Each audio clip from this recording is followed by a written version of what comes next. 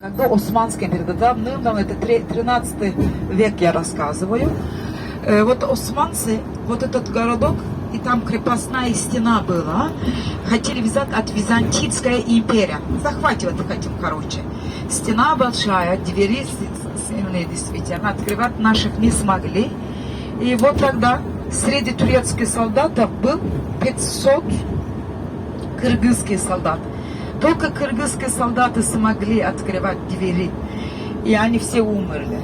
В этом войне несколько тысяч турецких солдат, конечно, погибли, но там есть усыпальница только для кыргызских солдат, потому что они сюда для нас пришли, поэтому для них есть здесь такая усыпальница.